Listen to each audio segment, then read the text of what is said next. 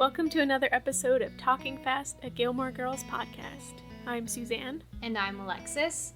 And we're two longtime fans of the show, and we're excited to rewatch and recap it along the way. This week we'll be covering Season 1, Episode 5, Cinnamon's Wake. Here is the Netflix bio. Lorelai admits she has feelings for someone. Meanwhile, Rory has a budding relationship of her own that is moving forward. They don't even mention the biggest plot point. It's in the name. The name of the episode. That's true. The place of honor. Mm-hmm. Before we get into talking about the episode, Halloween is coming up. Would you like to talk a little bit about some Gilmore Girls Halloween ideas? Who, for example, do you think you would dress up as from Stars Hollow? Mm-hmm. I was trying to think of any Halloween moments in the show because it is such a fall themed show, but they don't always bring up Halloween as often. Mm-hmm. The one thing I could remember is far in advance, which is the party that Rory goes to. That the episode is called like Pulp Friction, yeah. I think, and it's a costume party and they all go as Quentin Tarantino characters. So that was a random memory of mine.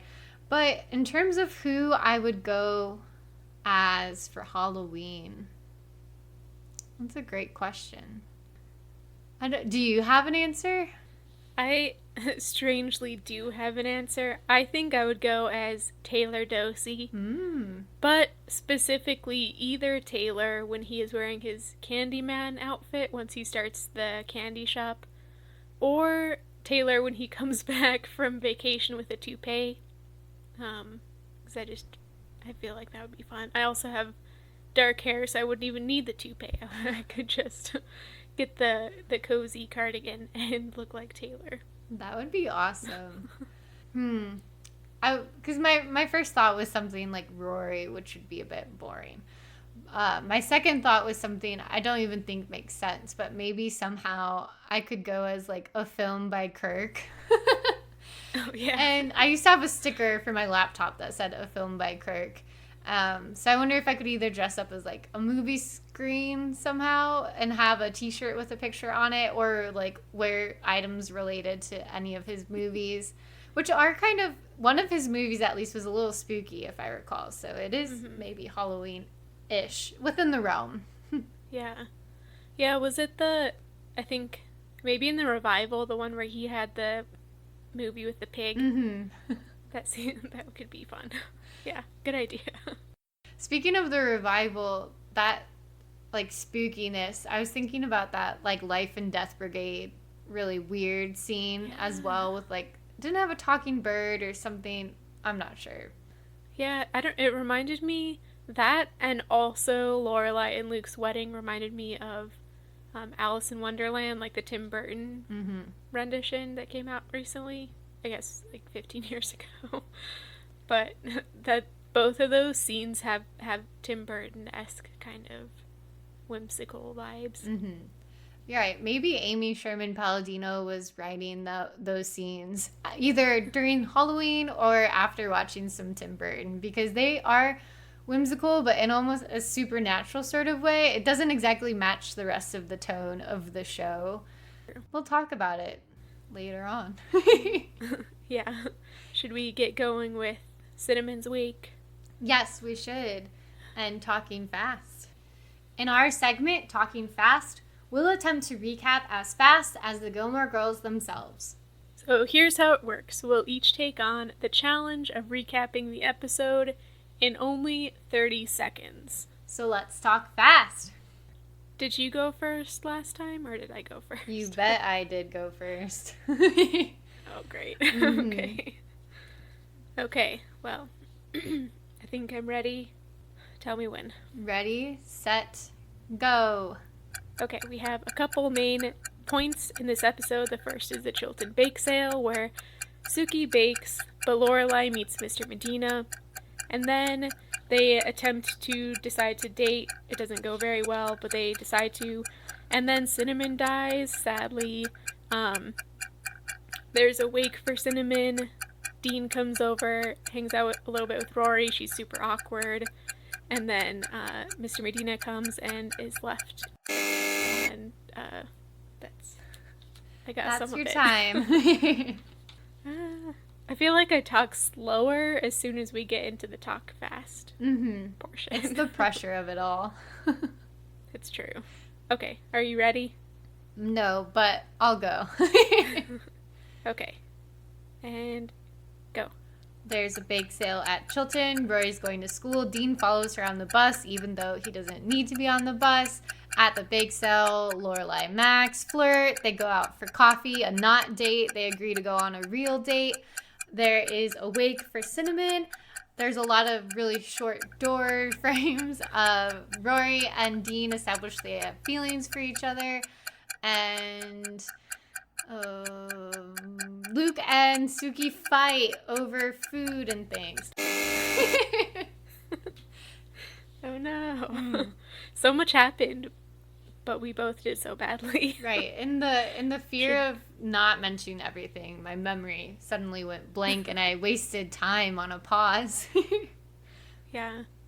Well, should we slow it down and talk about the main moments in detail? Absolutely. You know, I think we jinxed ourselves a little bit last week when we said, we're so glad there hasn't been any romantic episodes because this was completely full of romance in good and bad ways, I would say. Yeah. Yeah, we finally get the return of Dean. And once again, he's being a creep in baggy clothes.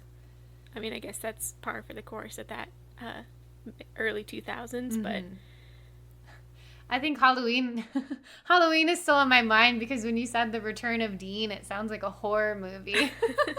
Oh my gosh. It would be. It'd be like a Gilmore Girls and Supernatural crossover. I bet there's fan fiction on that. Yeah. But right, so the return of Dean, I was surprised by how confident Dean seemed, actually. I wondered if the writers maybe, went in with his character. They're like, okay, we're definitely going to have him be the main love interest for Rory. And I just remembered him being a lot more shy in the pilot. And he was more confident, almost to the point where I'm like, it was a bit pushy, in my opinion, on the bus. Like, the way he did a jump scare to continue with Halloween talk. Like, he sneaks up behind her and is, like, leaning over the seat behind her. And I just want to be like, you can flirt with her, but can she have some personal space, please? Yeah, she also looked so uncomfortable. Mm-hmm. And granted, some of that is just because Rory clearly, this is probably her first time really talking to a guy with, like, romantic intentions, but he also completely startled her. Like, he can't expect her to carry on a normal conversation when he just freaked her out. Mm-hmm. I did notice throughout this episode, I think we're supposed to see Rory as a very awkward young girl with a first kind of crush. She, like, can't finish sentences. She mixes up her words. She doesn't speak sometimes. She's definitely very overwhelmed by the feelings she's having for Dean in this episode. Yeah, I thought it was kind of endearing. Mm-hmm. I agree. But I was also a little bit like, actually, no, that's not true. I was going to say, like, she's 16, she would have had a crush by now, but that's not necessarily true. And, you know, people go in their own times. Mm-hmm. I admit that I kind of liked Dean a little bit more in this part than I do later.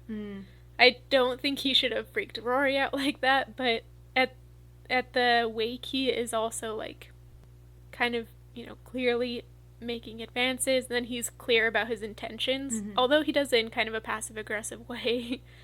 But he is a 16-year-old. But I liked him better now than I do later, that's for sure. I agree, and I think what we get from this episode slightly later is when Rory sees Dean working, and she, like, ditches Lane to go so that she can go stalk Dean on her own. So at that point, we see the feelings are reciprocated, and I start to have less ill will toward Dean at that moment, because it's like, okay, Rory does like him, and she's also doing some of that behavior that he's doing of like not knowing how to interact with their crush, so they're kind of just following them around in a way that is both endearing and it could be worrisome, but in this situation it seems to be mostly like, oh look, they'll go on a date soon enough. Yeah, it's innocent so far. Mm-hmm. Which is it's really juxtaposed to Max and Lorelai and their flirting and courtship, because those are definitely two very experienced adults who seem like they've been around the block in the romance department. Yeah, their banter together is just astounding. Like, they're both such fast talkers and thinkers. Mm-hmm. It's amazing. I know. I want to take notes from both of them for our Talking Fast segment. Seriously, they would do much better. Right. They kind of do a Talking Fast of their own when they're getting coffee together, and Max is like, oh, I stumped you. Like, he is responding so quickly with so much wit to her comments, and I don't think she's used to being met at that level, and she actually doesn't have a comment to say in response to him at one point, and I bet maybe that was a moment when she's like, yeah, I should definitely date this guy. Yeah, I think so. That, like, after that moment, she turned serious, and it was no longer just the, like, flirty banter that she could potentially have with almost anybody. Mm-hmm. But they wouldn't be on her level. Right. Yeah. But I love the way that they meet each other again. Should we talk a little bit about the bake sale, which is a wonderful, wonderful scene? Right. This bake sale, I feel like it's cheating, okay? Because Lorelai says she's got the desserts covered, but it's Sookie who prepares a whole spread, and bringing in a professional chef like this to a bake sale made me feel it. I thought of this tweet I read recently about how Beyonce performed at an elementary school fundraiser for Blue Ivy, her daughter, and it like just blows out all the other parents, like blows them out of the water. Like, what else? How can they compete to raise money when you bring in Beyonce to perform, right? I'm like, that's what bringing Sookie into this bake sale seems like to me. It's true. Although I do wonder a bit if other Chilton parents did a similar thing. Good point. Probably not with the same relationship with the chef, but I have a feeling, and they might have seen it as cheating. I feel like Lorelai didn't necessarily, but yeah, I love Sookie in this scene. I mean, I love her in most scenes, but I love that she's like in her element, lighting things on fire. Right, being completely oblivious. She won't let Rory use the little fire gun you use for creme brulee and whatnot, but she herself will, and then gets the whole table, not the whole tablecloth, but part of it on fire. But I love that, like, later on we find that she was really paying close enough attention to remember Max and see how he and Lorelai were together. Mm-hmm. Right. Those two. Yeah, a majority of this bake sale is about how Lorelai and Max do meet, and this is their first meeting again after not the altercation, but the showdown in the headmaster's office, and it seems like it's hard for them to stay mad at each other. There's clearly, like, vibes going between them, too. Yeah, their chemistry is pretty off the charts, even in their first meetings. Mm-hmm. I also love that Lorelai is so specific about the time that they should have their coffee date. It's exactly 4:12. And Max is there waiting, of course. Mm-hmm. He described when he said he wanted to meet with her, he said he wanted to meet away from the ivy, away from the gargoyles, which I thought was a very poetic line. Definitely reads as an English teacher to me. Yeah, that's true. I know last episode we talked about him being an English teacher, but somehow it's still, like, I still forget. He does do a lot of, like, quintessentially English teacher-y things, but at the same time he's not very English teachery. I don't really know how to describe it. Mm-hmm. Maybe he's too cool to be an English teacher, is what I'm trying to say. Oh, don't say that. No. It seems, so far in a lot of these episodes, it seems to be about, or at least has men pursuing women and the ways that it seems like it's been very insistent every single time. Like we started with that guy in Luke's, and we were like, is this how the rest of the guys in the show are? And we're like, no.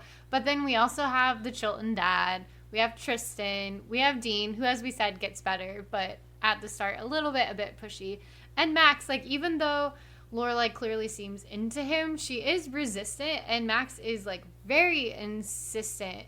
And I'm just like, it just seems to be a pattern so far. I'm like, when does it end? Does it ever end in the show? Yeah, that's a good question. Well, it kind of does when Rory pursues Logan later on. And Lorelai kind of pursues Luke. And I guess that's a big turning point for both of their characters later on. So that's a good thing for us to kind of track as all of their relationship ups and downs happen. Because you're right. Yeah, you're right. They definitely have just like started with these guys pursuing them pretty aggressively. Right. Yeah, I want to see more about like Lori, I combined their names, Rory and Lorelai being more active and doing the pursuing themselves and like full force seeking out what they desire, rather than like having to be almost persuaded in some of these cases. It feels like it feels a bit insidious to me, almost like it's just normalized in the show. Like, this is just how guys get them to go on a date, but I don't like it. Yeah, I agree. I mean, we basically have said the exact same things as complaints about Tristan, if we're being honest. And those creepy guys earlier. Tristan, I guess, just doesn't do it as well. No. I will say positive things, though, about Max and Lorelai as well. In that scene you've mentioned, super early into that conversation, Max says, I think we should date. Like, he's very straightforward, point blank about... I just really appreciate that honesty, and I think honesty is a quality that I identify as something that is appropriate for when you are just starting to talk to someone and see if you're interested in each other. Even though I don't necessarily agree they should date, I'm glad that he said that's what he wants. Yeah. Yeah, he could definitely have kept, like, beating around the bush and just flirting. And, yeah, I feel like that's another one of the signs that was good for Lorelai also. Like, if he hadn't been straightforward and blunt with her, I doubt that she would have taken him as seriously as she does in the future. When Max is trying to communicate, like, I hear your concerns, but I really think you should listen to your heart, listen to your gut.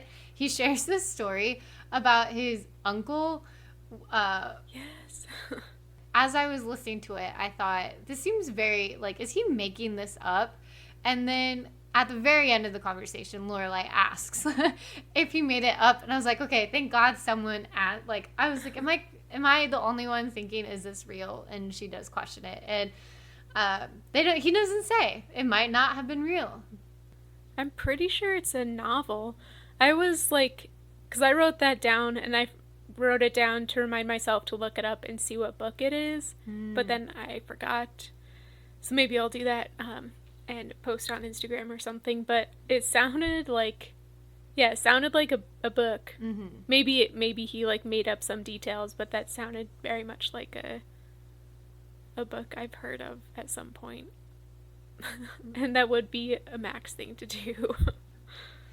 See, maybe he doesn't want us to think he is a recognizable English teacher because he's secretly using all of that knowledge and information to pass it off as his own his own stories. But so yeah, it was about like an uncle who lived near a girl and he never approached her because he wanted to like do it at the right time, and then he goes away in war and comes back and she's moved away, and it's like go for it when you can, basically, is the moral of the story. But I find it a little ironic that he's basically telling her to like go with her gut feeling.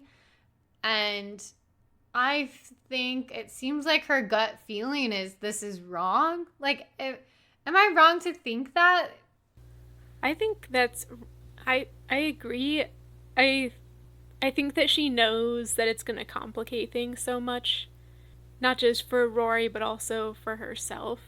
And I kind of wish that maybe she had held off or something. And I'll probably bring this up more later in our Friday night dinners, but I definitely think that maybe this wasn't the right time for them to start dating. Which I guess they technically don't really start dating. At least not for a little while. They attempt to, and then things go badly. So. Mm-hmm.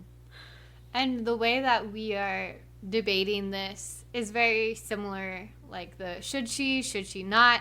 It's very similar to the conversation that Suki and Lorelai have following at Luke's. So it seems like they're both there for lunch or dinner, as two friends are wont to do, and just talking about these personal problems. And Suki is listening to Lorelai and offering her advice, basically saying, Rory is no longer a kid. You should, if you do this, do it, but you should tell her, basically. Mm-hmm. Yeah, once again, Suki is the voice of reason. Mm-hmm. And if Lorelai had listened to her, things probably would have gone better. I loved this scene with Suki because there was so much, like, comedy sprinkled in there. Mm-hmm. I don't remember exactly what Lorelai says at the beginning of the scene, but then Suki takes it super literally and goes off thinking about Jim Carrey. For the life of me, I can't remember what that was sparked by, but I thought it was hilarious. Then she goes and, like, tries to get garnish and everything for everybody. And Luke gets pissed off. It's wonderful. It's a great comedic scene. I agree. I was laughing a lot. Suki, it was like she was compelled to go behind the counter, and she wanted to get something for Lorelai. Like, Lorelai's burger might have been missing ketchup or lettuce. I don't remember, but she goes to get it, and then she starts to serve all the other customers. She tweaks the recipe for someone's dish, and then Luke comes out and is like, Suki, how many times have I told you this is my sacred space? You never go behind the counter. And even though Luke is so angry, it's lovely too, because it's like, that's Luke's relationship with people he cares about, right? He gets angry. Yeah, and you can tell it's not like an anger, really. It's more of like a playful, I don't know, venting kind of. Because, like, there's no point when anybody thinks that he's actually pissed off at Suki. Mm-hmm. It's just like, this is their relationship. This is how they interact with each other. And it's so, like, small town charm, you know? Speaking of small town charm, I think we can talk about the major event, which is Cinnamon's wake, R.I.P. Yeah, it's truly depressing. For any of you who maybe didn't watch the episode before, for a bit of background context, this is Babette and Maury's cat, Cinnamon, or should I say their beloved child, either way. And Cinnamon is approximately 260 years old in human years. So the cat has died of natural causes, we should say. And they hold a wake for her, and it seems like almost the entire town comes. Yeah. I thought it was just depressing. I have 2 cats, and thinking of them dying is just very, very sad. Mm-hmm. I would react probably about the same way that Babette and Maury react. Mm-hmm. But I do also want to get a little covered wagon for both my cats to take them on walks around town. Right. They probably wouldn't behave as well as Cinnamon. I thought this episode did an interesting mixture of seriousness when it came to Cinnamon's passing and humor that I thought at times mixed very well. And then at other times, I don't know. The way they were making fun of Cinnamon, like later on, Lane and Rory are joking about how they had to like roll Cinnamon out of the house. And it was just almost like fat jokes about a cat, like humor not coming from a good place. Whereas some of the other moments of humor I thought were more well-intentioned. And I don't know. Does that make sense? Yeah. Yeah, that definitely makes sense. I also thought the part where they describe how Babette found Cinnamon was a little bit, like, too much. Mm-hmm. Where she, like, accidentally kicked Cinnamon across the floor or something, and she went spinning around, like, the cat's just dead body went spinning around. It was like, we already get the humor in this moment, and, like, the kind of irony, I guess, maybe, of this cat being treated with such gravity. We don't need this kind of gruesome image of the poor cat. Yeah. Ultimately, I just thought it was rude. I'm like, respect Cinnamon's memory, please. Yeah. Or, like, other moments are, like, Max doesn't believe Lorelai when she says she's been busy. She didn't forget about their date. Well, if she forgot about it, it's because she was at a wake. And he's like, you're joking. It's not actually for a cat. Like, that's another good moment of, like, no, it seriously is. Yeah, this is a weird thing. When I was growing up, we always had cats. And I guess, like, the relationship of the cats in our house was different from, like, my relationship with my cats now. Because, well, I was always very attached to the cats, but we also lived on the edge of the wilderness in New Mexico, and they would often get out and never come back for whatever reason. And so we just had to move on. So we had a lot of cat deaths that just, like, kind of passed, you know? And I think they're what Max is thinking of as a pet death. But what is actually happening is, like, if one of my cats who have been, like, my sole comfort during COVID, if one of them died, it would be a huge tragic event, you know? That's what Max just isn't getting. Right.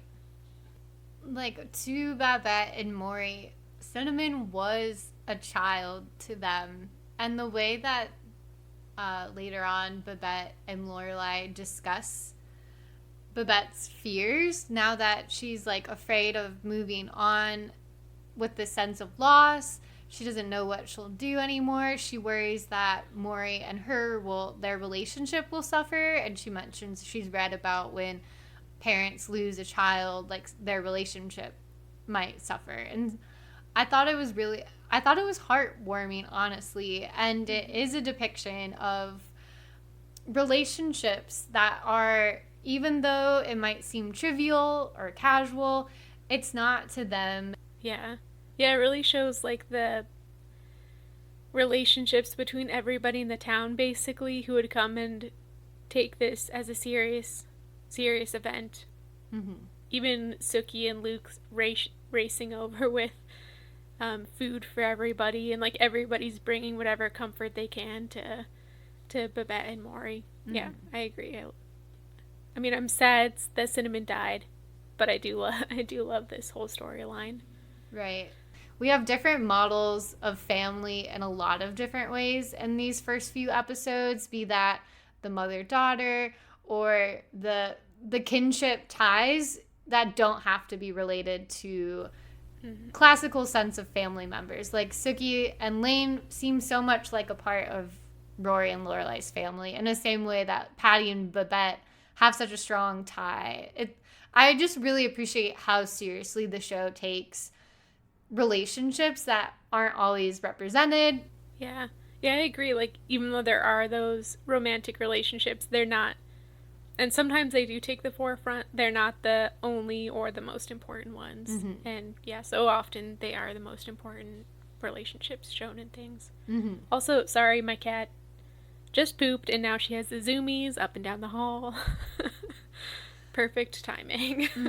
In Cinnamon's honor. Yeah. At least she didn't have the clams. Yeah, the clams. Maury is afraid that the clams they had from Al's Pancake World poisoned Cinnamon, basically, and he says he'll never eat clams again, and Rory says she won't either, in solidarity. So it was very kind of her. Yeah, that was sweet. I guess in the same scene we get to the point where Rory and Dean have their talk, I guess you could call it, where Dean makes his intentions somewhat clear and tries to find out what Rory wants. Again, I feel like he does this in a super passive-aggressive way. Like, he could have just stated, I am interested in you. I don't think you are interested in me. Bye. Mm-hmm. Or he could have just asked her, are you interested in me? Because I'm interested in you. Mm-hmm. That would have been, a bit more straightforward. But I still thought it was a cute scene. This is really when I turned around to appreciate Dean more in this episode, though. I'm glad that he apologized and made it clear that, like, oh, if you're not into me, I realize my behavior is not okay, so I'm gonna stop and go away. And he doesn't, like, beg her to like him or anything. He's just, like, a bit of passive-aggressive, like you say. But ultimately, the message behind it is good. And it does lead to, like, a fairly cute moment where Rory has to, like, burst out and be like, I am interested in you. And, like, a rom-com cheesy rock song, like, plays immediately after, I noticed. Yeah, I really like this. And I think this is really where we get the absolute opposite of Tristan, who has been told repeatedly to leave Rory alone and won't. And here we see that Dean probably, if she had not said anything or said, okay, leave me alone at this point, he probably would have left her alone and gone on to become Sam in Supernatural. But since she got the nerve to say that she was interested, then, things will progress. It's so awkward, though. Mm-hmm. I get those, like, secondhand cringe feelings for them. Young love. It's cute, and, I mean, it does... I like that it kind of continues to be awkward for a while. It seems most realistic. Very cute. I agree. Isn't it Rory tells Dean he was the perfect first love or boyfriend in the revival? We'll see about that. But at least at this moment, I do see how she could say that, potentially. It is very, the hallmark, these hallmark moments of awkward crushing. It's hard to watch because I've been there. But it's great to see it represented, too. Yeah. Yeah, so we end the wake basically with confirmation both for Rory and Dean, and Max and Lorelai have decided to reschedule their date. Mm-hmm. But then, of course, Rory has seen Lorelai and Max talking, and that's a little bit of a shock because Lorelai did not take Sookie's advice and tell her that she was planning on dating Rory's teacher. Mm-hmm. I felt bad for Rory at this point, and I mean, if Lorelai's going to date her teacher, Rory has to know. There's no way to keep that a secret. It's completely unfair. I'd be in her shoes too. You're like, what the heck? And that's the teacher who just gave her a D, who wouldn't let her take the test. Like, she hasn't had the best relationship with this teacher either. So to see him at home, like, she thinks she's in trouble, or at least is very confused, and I would feel very uncomfortable. And I feel like Lorelai does go to make it up to her after the wake. They have a conversation. It seems like they mostly reconcile, and Rory starts to make fun. So you get the sense that she's kind of forgiven Lorelai because she jokes like, oh, could you keep Max out late this night because I have a test the next day and he could sleep through it and it'd be great for her.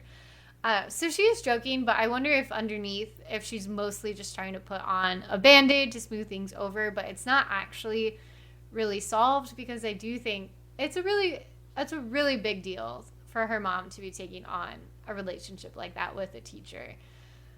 Especially as we find out, Lorelai really hasn't dated anybody, at least not, like, seriously enough for Rory to meet them. So for this to be the first man that Lorelai is dating that Rory has to meet, and it's her teacher, that would just be so horrifying. Poor girl. We interrupt this podcast with a message from our sponsor. Here in cozy Stars Hollow, we are on the doorstep to the wide world of cuisine. But no, it doesn't require a trip to New York City or even Hartford. Just come on over to Al's Pancake World to get a taste of the world. While we do indeed have pancakes and other breakfast foods, our specialty lies elsewhere. Have you been craving a delicious curry? Or perhaps some fresh caught clams? Believe it or not, Al's has just the menu for you in our little landlocked town. And right now, we have an offer just for listeners of Talking Fast. So come on in and have a seat at Al's Pancake World. Mention the podcast, Talking Fast, to your server and you'll receive a 25% coupon for next week's sushi night. Remember, just mention Talking Fast to your server for a coupon for a sushi night. That's Talking Fast for 25% off sushi made fresh from the freezer at Al's Pancake World. Al's Pancake World. Don't believe the bad reviews. Let's head off to Rory's bookshelf to discuss the most notable pop culture references in this episode. And then let's go to Lorelai's closet to check out the best and worst fashion choices in the show. Cool. So, did you have any ideas for Rory's bookshelf or any outfits that you liked for Lorelai's closet?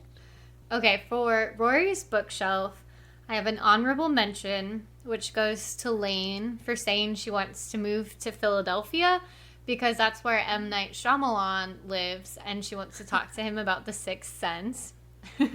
My winner, though, is Sookie. And you mentioned this, actually, that Sookie brought up Jim Carrey at Luke's Diner.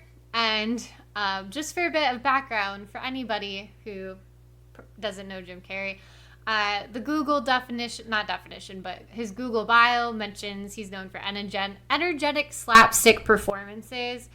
And then within the same breath, practically, Sookie also mentions Jean-Paul Sartre, and it's hard for me to say Sartre, but he is a French philosopher, playwright, novelist, political activist, a literary critic, a key figure in philosophy of existentialism and phenomenology. Phenomenology? Yes. In 20th century French philosophy and Marxism. So that was the Google bio again. And I just offered these bios because I think it is fantastic that Sookie, within like one conversation, mentions both of these very different figures. And it speaks again to the wide vocabulary and references of Gilmore Girls. I'm suspending my disbelief completely, and I'm believing that Sookie fully knows like both of these people well, and that she likes them. Like, her interests contain multitudes, just like us, and I thought it was awesome. It was pretty good. What were you thinking about for Rory's bookshelf? So mine was actually your honorable mention with M. Night Shyamalan, and specifically because I've been in a huge, like, disaster movie phase lately, where I've been watching a whole bunch of disaster movies. You would think that would be the opposite of my choice these days when the world is a disaster, but I don't know, for some reason it's comforting. And I also always love alien movies. They're my favorite. And so I watched The Sixth Sense recently. I hadn't seen it since it came out when I was a little kid. I had a terrifying experience with it. I watched it with my older brothers, and we were all terrified, but as older brothers, they made me go out that night and bring the dog in the dark. I was terrified. It was so scary. But I also had completely forgotten how extremely religious that movie is. Like, it's basically a conversion narrative, more or less. Like, there's constant praying, and the main character, Mel Gibson, was a priest, and then his wife died, and then by the end of the alien encounter, he's a priest again. So I just thought that was, I guess that was probably one of M. Night Shyamalan's first big hits, so that might be why Lane mentioned it. And it was a hit at the time, so, I guess it makes sense, but I still that memory of letting the dog in after watching that. It haunts me to this day. I thought The Sixth Sense was about, like, a kid who sees ghosts or something. Am I totally wrong? Oh, wait. Are you thinking of Signs? My gosh, I've been talking about Signs this whole time.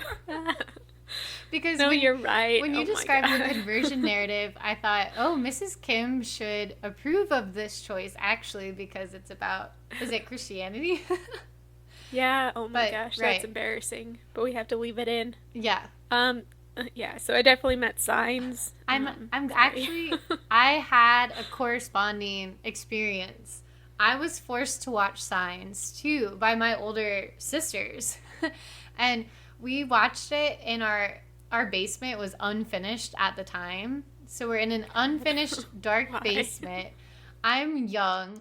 And this is my first scary movie ever. And I think it scarred me because to this day, I can't watch scary movies. I don't like to watch, when I was younger, shortly after Signs was out, they did those like scary movie parodies. Do you remember that? Mm-hmm. And they were like comedies, but they would bring up, they had like stuff from Signs in it. And I couldn't even watch that. It was a comedy and I was too scared. And because they're my older sisters, I saw it a second time. I watched Signs not once but twice because they just pressured me into it. I was very impressionable as a young kid.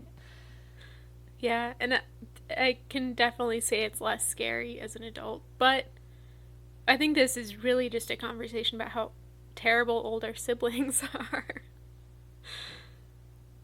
I mean, I also have a younger sibling, so I guess I am one. But yeah, I'm a middle child. They just tortured us.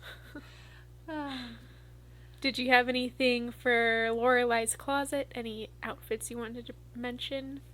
Nothing stood out to me too much this episode. I did notice, I did have an anti-nomination, something I didn't like.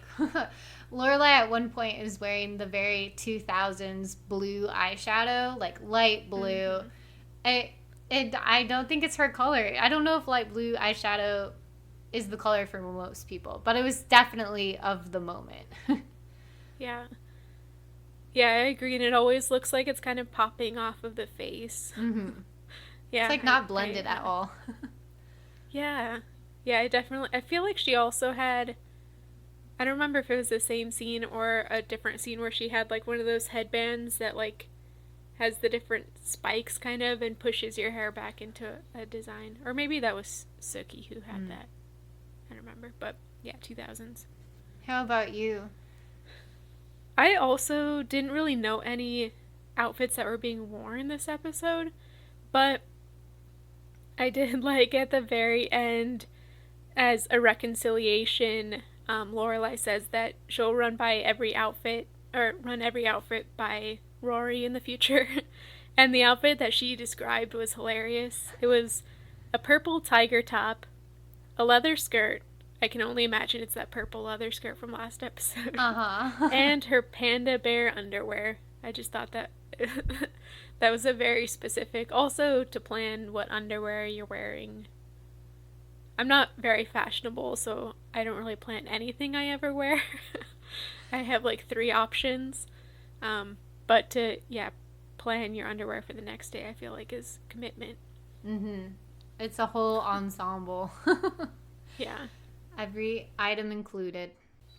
Welcome to Stars Hollow is a chance for us to take a nostalgic stroll through the town, discussing its cozy and comfortable aesthetics. Okay, then we can move forward to Stars Hollow. Welcome to Stars Hollow. What were you thinking about for this? I had one specific prop that was used like towards the very end also, and it was outside of Babette and Maury's house. They had these like tin lanterns that, are like an old coffee tin or something with designs punched into them. But it had blue light in it, and it just looked so, like, comfy. It was just, like, hanging in the trees or, like, on the edge of their porch or something. And the camera just panned past it really quickly, but that, like, along with their cute little house, just looked so cozy, and it is definitely something I want in a future house. I want to have some, like, tin lanterns outside. They're cute. That is cute. I was thinking about their house for my response for this. It almost seems like a renovated barn to me. Does that sound accurate? Because it has some interesting features, such as incredibly short doors that everyone has to duck under, which is really comical when, like, Dean has to go through the door. They have a joke about Maury even and how he got a few different concussions in their first year there and then learned how to go through the doors. And, like, Lorelai has to kneel to use the sink in the kitchen because the sink is so low. It just is so full of very odd designs that make it so funny and charming to me. As well as a backyard that is full of gnomes. Like, we see Rory's hiding out in the backyard on a bench, kind of a very classic patio, except she's surrounded by, like, a horde of gnomes, which goes back to that amazing line from Yvette in the first episode about gnome kicking. So I see why she's so concerned about that, because her whole yard is full of gnomes. Yeah, if you kick one, they all fall over. Mm-hmm. Yeah, I love that moment also. I think it's time for Friday Night Dinner, our once-a-week opportunity to critique something from this episode. Speaking of moments we don't love, Friday Night Dinner. What do you have this week? What are you bringing to the table? So I actually wanted to bring us back to something we talked about at the very beginning, which was the way that Lorelai puts the decision of whether she is going to date Max Medina on Rory's shoulders.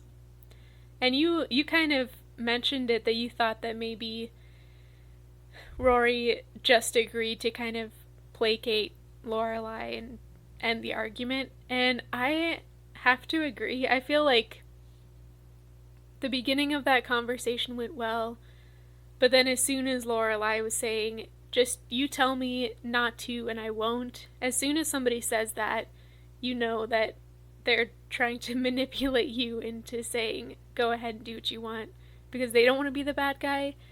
And as a parenting technique, granted I'm not a parent, I won't judge any real parents, but as a parenting technique on TV, I feel like that is a really bad sign, and puts Rory in such a bad position to where she can't actually articulate what she wants without severely disappointing her mom.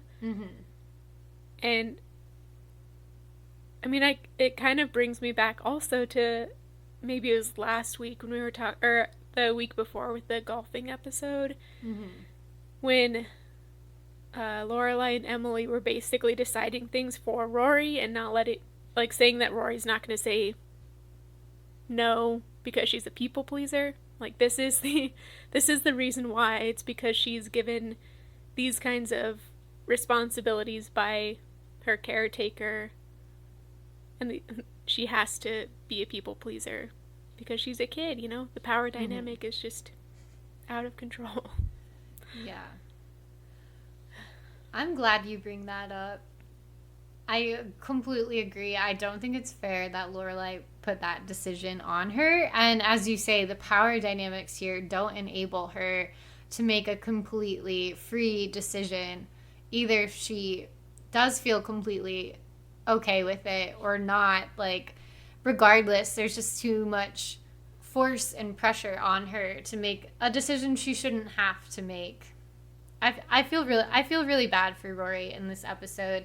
And I'll just go ahead and say I have a very similar critique for Friday Night Dinner, which is just basically the premise of Lorelai and Max dating at all. I don't want to say what's appropriate or not appropriate for other people, but I just don't think it's the right call for Lorelai to make. One of the reasons I like teaching college students is that I don't have to ever see or know about the existence of their parents ever. It would be a FERPA violation for me to contact them at all, and that's the way I want it to be. Like, It's a professional relationship, and I don't think Max should be flirting with the parents of his students. I don't see, like, he might think he can think about that neutrally and fairly if they did break up, for example. But Rory's still in his class, and I think at least, like, just wait. Be like, I'm into you. I really want to see where this goes, but let's date whenever Rory graduates from my class. Like, it doesn't have to be Chilton completely, but just hold off. Don't bring Rory into this weird ethical area. We know what's going to happen in the end. Like, I think we're right to critique it right now. So, yeah. Yeah, I agree. I mean, like, obviously we don't know what point of the school year this is, although we have tried to guess. But at most they'd have to wait, like, 9 months, because I'm assuming Max is, like, the sophomore English teacher.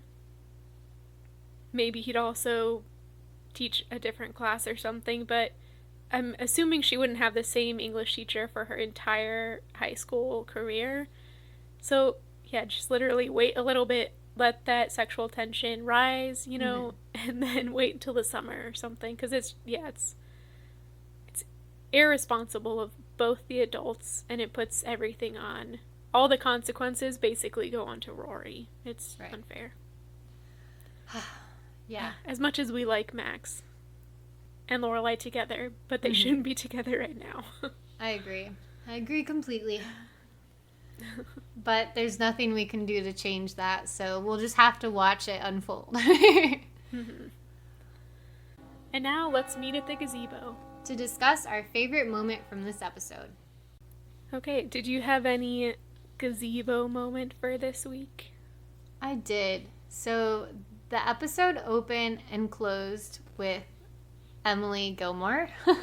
The cold open was a scene where they're at dinner, and later on, in a sort of parallel moment, when Lorelai answers the phone and Emily's calling, Emily had previously wanted her to go to a funeral of a very distant relative. And Lorelai is basically like, I don't know that person. I'm not going to go to their funeral. But then Lorelai tells Emily that she went to a funeral basically for a cat.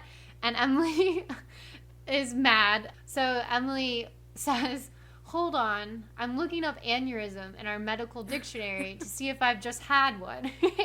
And I just think here we're seeing Emily's sense of humor, which is incredibly dry, sarcastic, cutting, even could be like cruel at times. But I think we just think of Lorelai as the funny Gilmore. But I think we need to recognize Emily for her sense of humor and wit as well, and kind of get a sense of where Lorelai got her humor. She has a very different style, of course, but their family has a long line, I think, of very, very witty women. Yeah, I agree. The opening scene was hilarious. I mean, the subjects of the joke was a little bit cringy, but that kind of made it more funny. Right, because for background context, Richard is away on a business trip in Germany, so Lorelai, she makes a joke about, like, Nazis. So Emily's follow-up joke is that they have, like, associated with a known Nazi, and Lorelai is understandably aghast. She's like, that's despicable. And we're all like, yeah, that is despicable. And then Emily's like, I'm completely kidding. Of course we didn't. Yeah, I was like, it was a casual reference to Nazis that definitely felt like a 21 years ago kind of reference. Yeah. Yeah, it makes it funnier that you can almost believe Richard and Emily would have connections, not because they are necessarily Nazis, although in later episodes I will want to talk about the DAR and stuff like that. Is that it? Yeah. Yeah, Daughters of the American Revolution. Yeah. But yeah, it's almost believable, which makes it hilarious. Mm-hmm. How about you? Okay. My gazebo moment takes place at Luke's diner. when Luke is coming back and yelling at Suki for taking all his garnishes and trying to help all of his customers. And he says, let's see, "You don't do yoga on the Dalai Lama's mat." And then I think he follows up with, like, "You don't go behind my counter," or something. And I thought that was a hilarious line. I could see Luke being a yogi, you know. Yeah, I just love that line. It's so unexpected. Do you think he takes his hat off for yoga? I don't know. Maybe not. It's not important. It's just something I thought of. It'd be a very funny thing. If we have any artists out there, draw us Luke doing yoga with his blue hat on. Yes, please. Okay. Also, so as we're wrapping up today, don't forget to send us your gazebo moments from this episode or any of the episodes we've covered. And you can do this by sending us either a 1-minute voice memo, or you can just send us an email and we'll read it out loud. Of course, obviously we'd read it out loud. To talkingfastpodcast@gmail.com. We would love to hear your favorite moments from the show. And we would also love to hear from you in the form of a review or a rating, liking, or subscribing, whatever kind of function you can do wherever you listen to your podcasts, be that Apple or Spotify. We would really appreciate it. And of course, we would also really like if you could join us on Instagram and follow us at Talking Fast Podcast so we can engage with you there as well. Okay, cool. Same time next week? Yeah, talk then.